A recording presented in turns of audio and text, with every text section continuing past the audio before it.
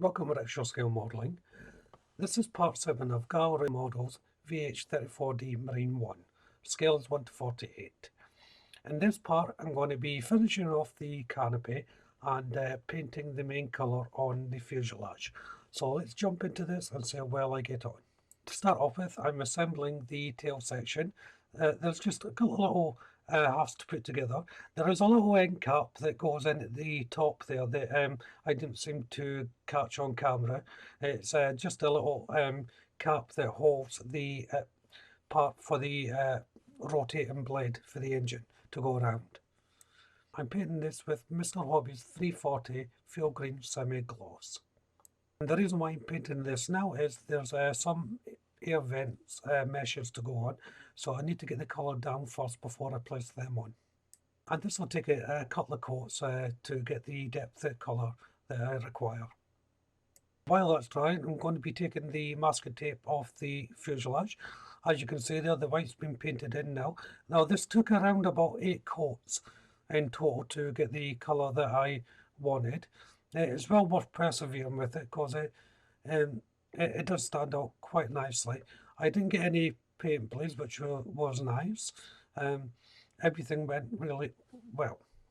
And now moving on to Mr. Hobby H2 Black Gloss, and I'm painting the little cover that's inside the cockpit that goes over the control panel, the sort of the heat shield thing. I'm not sure whether this is the right colour, to tell you the truth, but it seems in keeping with the cockpit. Next it's onto the canopy, and I'm placing in the control panel that sits directly underneath the canopy. There's a little location points marking where exactly they should go. Oh, and I should point out I didn't dry fit this, and I really should have done, but I'll come back to that in a second.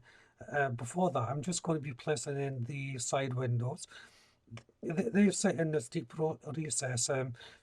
Placing on the white canopy glue and pressing them in was all that was needed. There was not much any issues with them. But back to the main canopy and the control column.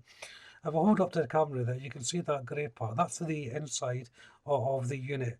Now, I would have thought that would have had some sort of backing to it, or it was solid. I didn't realise it would go out onto the canopy and be displayed.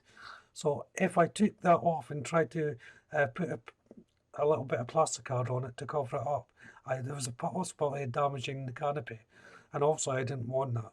So I'm just repainting a little bit of this white and extending it over its normal line to cover up the grey gapping hole as such. And then I was onto the main door, and this is getting its clear plastic window fitted in, and it just sits in its groove. There's no issues whatsoever with it. In fact, the clear parts are fitting rather well on this model. So then it's back to the tail. Now these are the photo etch parts going in. I bent this just by squeezing it between my fingers to get a good approximation of the curve of the tail fin. And once that was in, I just pressed it down so it would fit into it.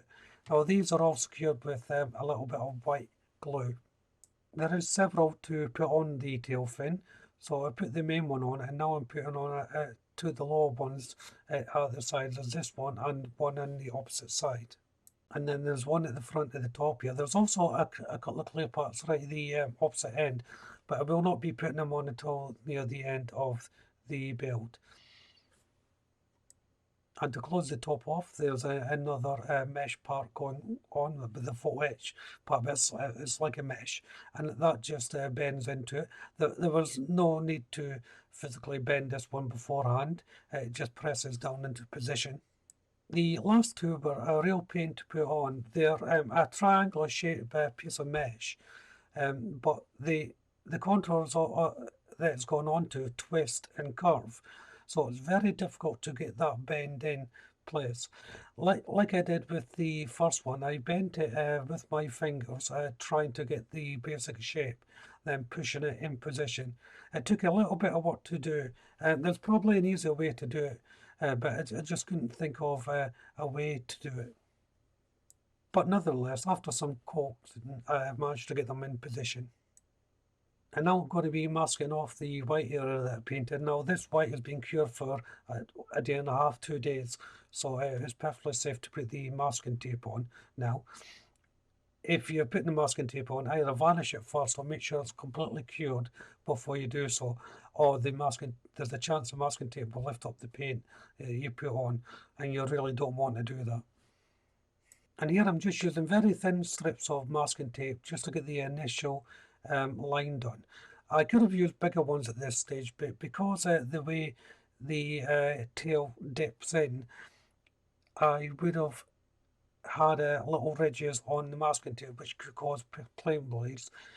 So to avoid the paint bleed, I use these very thin strips to start it off. Now back to the nose cone, and because I had to sand down it, I lost some of the detail, and that's the little catches that close the nose cone together. So what I've done is I've just got a little bit of sprue that I've stretched using heating up and just stretching it out, and I'm just going to place that on where the clasp generally is on the nose cone, and just to simulate the actual bracket holds.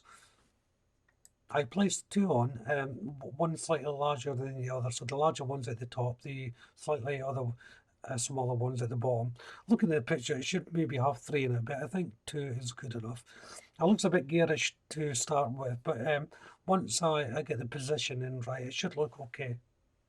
While I was masking, I managed to knock off one of the control sticks, so I'm going to have to replace that. In fact, I think that's probably the second one I've snapped off. They're very delicate, and a slightest little touch can break them, so just be aware of that. So I'm just dry fitting the tail fin here, but first of all I'm just lifting up a little bit of the tape and taking it away from the leading edge.